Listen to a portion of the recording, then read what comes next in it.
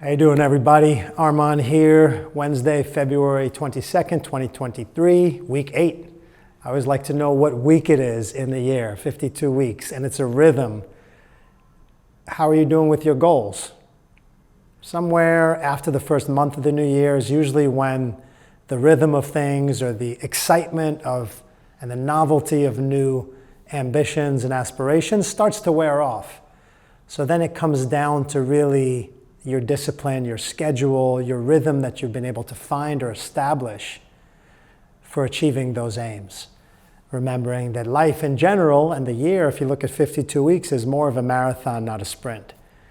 Right? There are definitely sprints and ways you kind of power up and get through certain periods, but in the long run, it's about creating a rhythm and understanding the cycles of life, the cycles of a week, the cycles of a year. The master philosopher Dario Salas, my teacher of all teachers, speaks about the messages we receive from nature. So we have plans in life, and then life continues to show us other things, other needs, and we can't be so rigid before that. We have to be adaptable. We have to be ready to innovate on the spot. That's what the best athletes do, right? That's what the best performers do. I mean, maybe not in Hollywood where they have scripts and they have to kind of go by that, but let's say on Broadway or improvisational, like comedians, things of that nature. You're feeding off the crowd. Maybe you go a different way with your set. Mike Tyson, obviously the famous boxer, said everyone has a plan till they get punched in the face. And then you're in a fight and you have to be ready to adapt and maybe change your strategy. So I think that's a great point in general, to consider as we go in towards the end of the first quarter of the year. I always love the springtime. We'll talk about it again, but March 21st, the first day of spring, also the Persian New Year, what we call Nowruz, is really, I think, the new year for the earth, at least in this part of the world, where everything's being kind of reborn and coming back to life. It's nature's rebirth. It's a wonderful time. So I really appreciate that, because that's kind of the end of the first quarter. So it gives me and it gives us all a second chance we had the January 1st New Year with the calendar year, and then we get in nature's New Year coming up another month from now. So something else to consider. My birthday is also on March 4th, so that's a third kind of new year. Whenever your new cycle starts, your new solar cycle is another chance to revisit your goals for this year of your life. So what do we want to talk about today? I usually don't plan too much. I went in the back room and did some meditation, and what came to me today was really just looking at the major systems in our society, the education system, the health system, the political system. We don't have time to talk about all of that, so I'll pick maybe one or two examples. And this feeling I've had for quite some time, and in discussions with others, and even coming through COVID and what we've seen the world go through, I can speak mostly from a U.S. perspective because that's where I live and where I was born and raised. It's very difficult for me to speak with too much confidence about what it's really like in other countries. I've visited plenty of other places, spent a lot of time there, never really lived extensively in another place. I think people that have that experience certainly can speak from a different point of view. So I guess largely what I'm speaking about can reflect on the U.S. Culture in general, and specifically here in the Northeast, in New York, New Jersey. But things are broken. Systems are broken. Education system and health system and health care. This isn't a political statement, but I think if you listen to politics, they talk about similar things. And as far as I could remember, listening back to politicians, they'd be talking about how the healthcare system's broken and how we can fix it. So, let's take a couple of bites out of that. So, education And what are my thoughts? I have a 7-year-old in second grade. I've been coaching kids, mentoring kids through sports. Obviously have been through the education, public and private education systems here in New York and New Jersey, and all the way through college as well. But let's talk about primary and elementary school, K through 12 education. And my thoughts are that it's long overdue for an overhaul. I'm not really sure exactly how that looks. I'm not sure who has the will for it, the political will, the social will, what the economics look like, but I have some ideas. That's why we created the Golden Square, companies. That's why what I've been doing for, more than half my life now, 25 plus years in entrepreneurship and startup. And it's taken a while to kind of bring the culmination of all the different ideas and frustrations into very specific solutions and projects. And this isn't a talk about our solutions and why they're the best and how they're going to solve all the world's problems. It's not about that. But the ethos behind, Golden Square and this concept of it takes a village is so vital. And that's why, as much as I like to talk about and think about global problems and global solutions and scalability of a great idea, what works in, Kansas, may not work in Jersey City, right? And I just picked 2 random cities, states from the US. So one size doesn't fit all. I do think that localization is a very key point. Now, there are key principles that can carry forth across all cultures and languages. On a quick side note, these issues of localization factored in when we went global with our companies back 20 years ago when Blue Liner, my marketing and consulting agency, went to India with an office and then Bangladesh. You don't just hire people in countries that you've never been to and think they're going to think the way we think. They're going to be able to do the things we do just because they speak the same. They've added English as a second language, or even if it was a first language. So a lot of details I can go into there about challenges that you face when you try to imprint an American mentality or whatever your local origin is from, and say, well, you need to learn how to think like we do so you can do business with us. And that's not the way it works. You can teach each other, but when you go into any new market or new region, you have to understand the locale, the mentality. And so that's first and foremost. I don't think one size fits all. But I would say when it comes to education, one of the first things I would say is, why are the kids going into an environment for 6 to 8 hours a day and being sedentary 80, 90% of the time? We know about all the statistics about diabetes and obesity and what an epidemic it is, like the true pandemic, right? Way before COVID and things of that nature, it's kids, it's adults. And in the US, we're probably leading the way. I don't know the exact statistics, but I know we're, as far as developed countries, nations are, we're always one of the lowest in the index, right? One of the worst when it comes to that. So I do think it's a global epidemic, but let's just focus here. We've been talking about that for a long time, right? And I grew up as a student athlete, so I was always active. I was always, that never was a personal problem for me, but I could see it around me and I can see it now as well. And problem number one is in the schools. Problem number one is in the schools. Why do some kids not even have PE classes? It's beyond me. It's astounding. Because we have so many other things in the curriculum. I was talking to a young high school student recently who was saying, yeah, we get gym 1 week on and then 1 week off because school is so crowded that on the second week, the other group has to get it. Or it's the high school and the junior high compete for the same one space. So 1 week it's theirs, 1 week it's ours. And then the other week we just sit in the auditorium and take a nap or just do nothing. I got no problem with kids taking a nap during the school day, you know, a little siesta.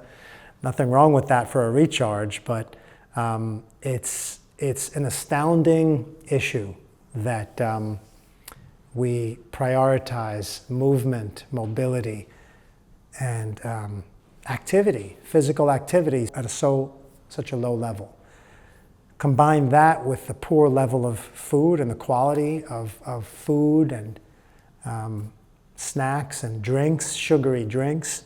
I've had a sweet tooth my whole life. I've paid the price with cavities and different things. Still a battle, but soda, sugary drinks, processed food, and it's where we send our kids every day to get that kind of food. We've got our own job as parents to do at home with that, preparing healthier meals, organic, non-GMO. Huge advocate of pesticide-free, non-GMO.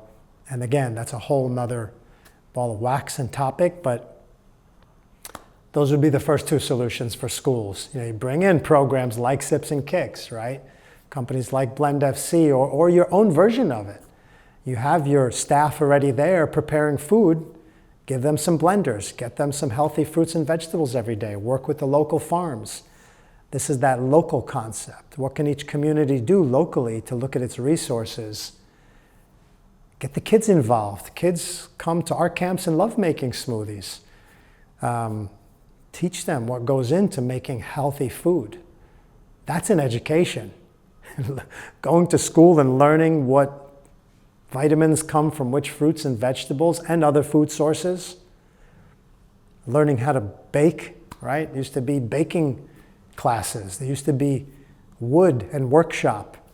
And all those kind of classes seem to be coming out of curriculums in favor of all these high, you know, great sounding subjects, which again, I'm not knocking any particular thing. You know, I love science and STEM and technology.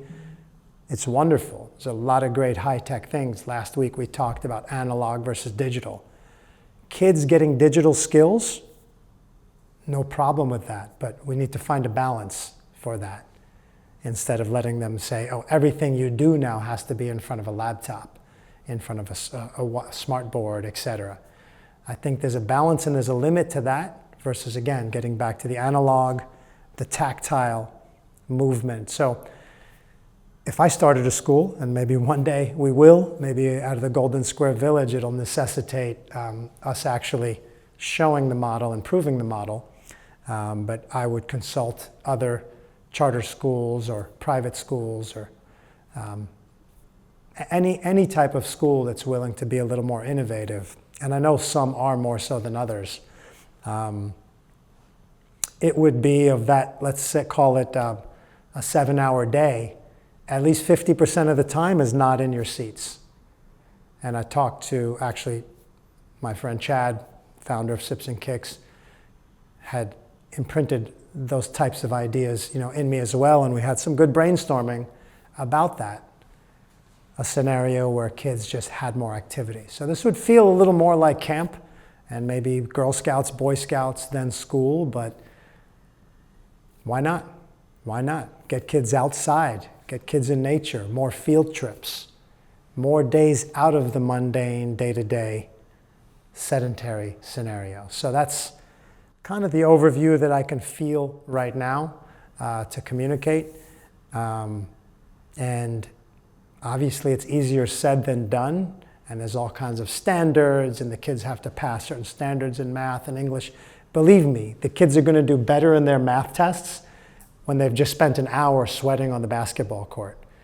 And then they come in and they can relax, and now they can sit and they can actually concentrate a little more because they're ready to, because they've gotten all that frenetic energy out of their system. So get people active, give them some good quality food and drinks, introducing some meditation, some breathing and breath work, which again is a little bit of a slightly separate but related category to the physical activity. And it's learning how to be still, how to concentrate, right? How to develop consciousness. Some might want to put this into kind of like the religion classes, which again could kind of go in that area, but this spirituality and meditations, I think even bigger than that, specific religious lessons that deal with history and things of that nature. It's all good. All subjects and topics are worth considering. And again, one size doesn't fit all. In a diverse group of 1,000 students in, let's say, an elementary school, you're going to have different interests. Not everyone likes the same sports. Not everyone likes the same subjects. So I think choices would also be a good option to introduce at a younger age, and saying, instead of saying everyone has to learn all these things. Give kids more choice. Give them a little bit of credit for the ability to make choices in their lives, and you start empowering them. You start giving them agency to be able to actually take initiative in their own life. So let's keep it there on education. We did cover a little bit of health in that scenario as well. And those things go hand in hand, right? Health education. Another aspect of education that we'll touch on is something we focus on within KidCoin, which is, we say financial literacy, but really within KidCoin our focus is habit building, helping kids build good habits. Not every family has access to the same types of resources. But if you're a family that doesn't have a ton of spare change or can't afford to necessarily give children a predictable allowance, it doesn't mean you can't use a concept like KidCoin to help them build good habits, right? They can help out around the house, take out the garbage, wash the dishes, brush your teeth. So whether it's a personal care habit or kind of a family values, family support habit, like, hey, we need everybody here. Everyone's busy with work, with school, but everyone needs to chip in. And that's always a negotiation. And younger kids, they never understand that usually at the beginning, because they think their parents or elder siblings are going to do things for them or for the house. And a lot of things get taken for granted. And so that's an aspect of education for the home, but also in school, I believe, can be reinforced. The way Miss Roberts, my second grade teacher, used to do with her little star charts. And when we behaved or did certain things to help out in the class or tidy up our desk, she'd call it out right in front of everybody. 2 stars, +2, -1, -2. And then she kept a star chart that everyone could see what the leaderboard was, let's say. And it was very, again, analog, non-digital back in those days. But it was visceral, and you felt it and you remembered it. And it's very different than a report card on how you did on your grades. So that's the academic part of education, and then there's the life skills, just kind of collaborative part of education. And that can happen in school, that could happen at home, that could happen with a coach and their sports team. I mean, I'm a coach of a group of young kids. We run a camp, and I'm planning to use KidCoin this season with who shows up to practice, 10 KidCoins, doing some extra push-ups and sit-ups, different things. You have to be, again, adaptable, as I talked about. You could have a plan and a system, but then you have to kind of feel out. The team feels a little sluggish today. I think we're going to do some extra laps. Everything doesn't have to feel like a punishment. It could be maybe they need a break. Maybe they're burned out from hard practices. So, today we're gonna sit and talk. Let's sit and talk about the game last week. Let's sit and talk about any cool games you saw on TV from the pros. Anyone watching, Premier League. So, as a leader of a group of youngsters or anybody, your level of fluidity and adaptability and kind of reading the room, reading your group, what they need. And then you become not necessarily the provider, but the enabler or facilitator of what kind of food it seems they need energetically to get excited, to kind of get to advance at whatever level they're at. And that's the kind of scenario and dynamic in which a tool like KidCoin, and everything again is just a tool, and it's how that tool is used.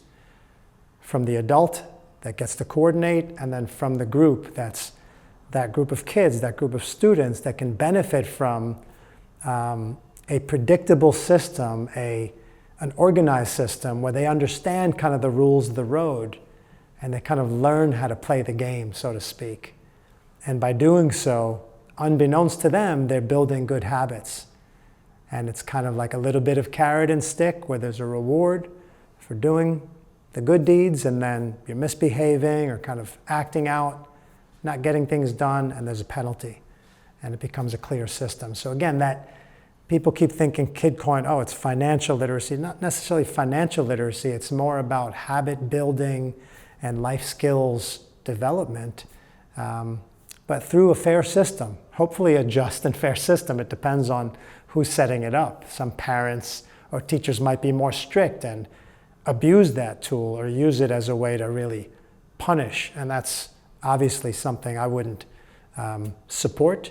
But like anything in life, tools are provided, and then it's really up to the good nature, the consciousness level, the energy level of whoever's in charge, whoever's organizing that system, to then disseminate it the proper way.